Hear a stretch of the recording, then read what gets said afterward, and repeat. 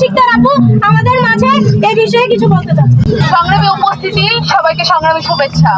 আপনারা জানেন যে আমরা আজকে এই জায়গায় কেন দাঁড়িয়েছি।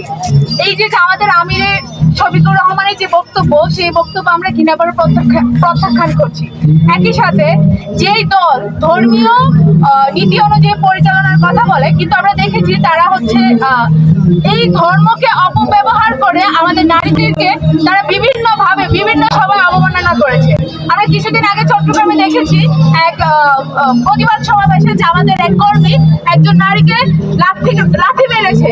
যখন তাকে হচ্ছে থানায় নিয়ে যাওয়া হয়, তাকে ফুল দিয়ে বরণ করা হয়েছে। ঢাকা বিশ্ববিদ্যালয়ে এক শিক্ষার্থীকে হ্যারাসমেন্ট করার পরে তাকেও ফুলের শুভেচ্ছা জানিয়ে তার হাতে কোরআন শরীফ দিয়ে তাকে হচ্ছে আনা হয়েছে। ধর্মে এই যে অবমাননা আর কি হতে পারে। সেই জায়গায় আজকে শফিকুর রহমানের এই বক্তব্যে প্রতি যে তীব্র ঝড় উঠেছে, সেই ঝড়কে সামাল দিতে তাদের বট বাহিনী বিভিন্ন ধরনের প্রপাগান্ডা চালাচ্ছে। বলতেছে যে এটা নাকি আপনার আইডি হ্যাক হয়েছিল। এত দ্রুত সময়ে হ্যাক করা আইডি কিভাবে ফেরত পায়? এবং আপনারা দেখে থাকবেন যে বিভিন্ন সময় তাদের যত রকমের কাণ্ড কারখানা আছে, নারী বিরোধী কর্মকাণ্ড। এবং এমনকি শফিকুর রহমান আল জাজিরাতে কিছু 2-3 দিন আগে যে আপনার ইন্টারভিউ দিয়েছে, সেখানেও সে উল্লেখ করেছে যে তারা যদি ক্ষমতায় আসে নারীদেরকে বাইরে বের হতে দিবে না, কাজ করতে দিবে না। এটা ইসলামে নেই।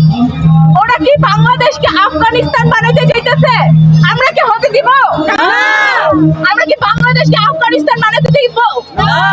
তাহলে আমরা এই যে ব্যক্তি নির্বাচনে অংশগ্রহণ করছে, সে একটি দলের প্রধান, এবং নির্বাচনে সে যদি জয় হয়ে পার্লামেন্টে আসে, সে নারীদের জন্য কি করবে?